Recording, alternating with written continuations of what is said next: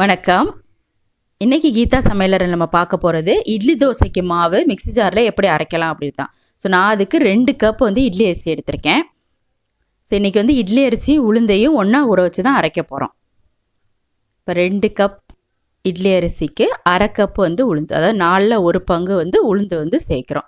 So நான் வெந்தயமோ ஜவ்வரிசி எதுவுமே நான் சேர்க்க போகிறது கிடையாது. இது 2 மட்டும்தான். ஸோ அரை கப் சேர்த்துக்கோங்க. சேர்த்ததுக்கப்புறமா இதை ஒரு 2-3 டைம் நல்லா அலசிட்டு அடுத்து நல்ல தண்ணியில் ஊற வச்சுருங்க.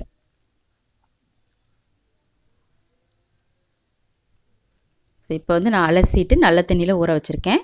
இதை ஒரு 4 ஹவர்ஸ், மினிமம் 4 ஹவர்ஸ் ஊற வைங்க. நீங்கள் அதுக்கப்புறம் மேக்ஸிமம் எவ்வளோ நேரம்னாலும் ஊற வச்சுக்கலாம். நல்லா ஊற வச்சிங்கன்னா ஈஸியாக அரைச்சிடலாம். ஸோ இப்போ நல்லா ஊறிடுச்சு. 4 மணி நேரத்துக்கு அப்புறம் உளுந்து நல்லா பிரிஞ்சு வந்துருச்சு, அரிசியுமே நல்லா ஊறிடுச்சு. இதை அப்படியே நம்ம மிக்ஸி ஜாருக்கு மாற்றிக்கலாம். ஸோ தண்ணி எல்லாத்தையுமே ஃபில்டர் பண்ணி நான் மிக்ஸி ஜாரில் மாற்றிட்டேன். ஸோ அரைக்கிறதுக்கு முன்னாடியே நம்ம தேவையான அளவு உப்பு சேர்த்துக்கலாம். உப்பு சேர்த்துக்கோங்க. இப்போ நல்லா அரைச்சி எடுத்தாச்சு. இதை ஒரு பவுலில் மாற்றிக்கலாம்.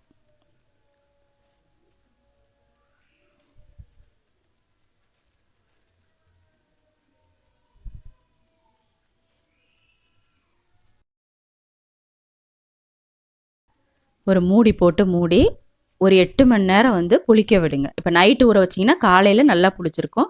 இல்லை மார்னிங் ஊற வச்சு மதியம் அரைச்சிங்கன்னா நைட்டுக்குள்ளே நல்லா புளிச்சிரும். ஸோ 8 ஹவர்ஸ்க்கு அப்புறம் எப்படி இருக்குன்னு பார்க்கலாம்.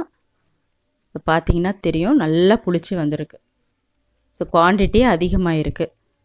ஸோ இதை வச்சு இட்லி தோசை எப்படி பண்ணலாம் அப்படிங்கிறத காமிக்கிறேன். இந்த மாதிரி மிக்சியில் அரைச்சாலுமே தோசை நல்லா கிறிஸ்பியாக வரும், அதே மாதிரி இட்லி நல்லா சாஃப்டாக வரும். நான் உங்களுக்கு இன்றைக்கி செஞ்சே காமிக்கிறேன் இதே மாவை வச்சு. ஸோ இப்போ தோசை சுடலாம். ஸோ அந்த மாவு ஊற்றி தான் சுடுறேன். ஸோ எவ்வளோ கிறிஸ்பியாக வருது அப்படிங்கிறத பாருங்கள்.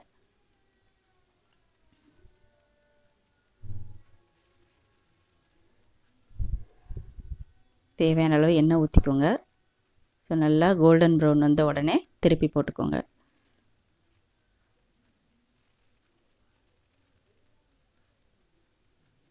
பார்த்தீங்கனாலே தெரியும் தோசை எவ்வளோ கிறிஸ்பியாக வருது அப்படின்னு. ஸோ இதே மாவை யூஸ் பண்ணி இட்லியுமே நான் பண்ணி காமிக்கிறேன். ஸோ இப்போ அதே மாவு தான் எடுத்திருக்கேன். அதை வச்சு கொஞ்சம் எண்ணெய் தடவிட்டு ஸோ தேவையான அளவு மாவு ஊற்றிக்கோங்க.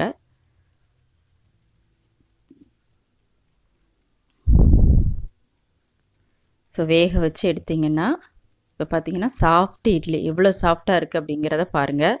நம்ம மிக்ஸி ஜாரில் அரைக்கிறதுனால இட்லி நல்லா வராது, இல்லை தோசை கிறிஸ்பியாக வராது அப்படிலாம் கிடையாது. ஸோ இதே மாதிரியே ட்ரை பண்ணுங்கள், கண்டிப்பாக நல்லா வரும். ட்ரை பண்ணிவிட்டு கமெண்ட் பண்ணுங்கள். தேங்க்யூ.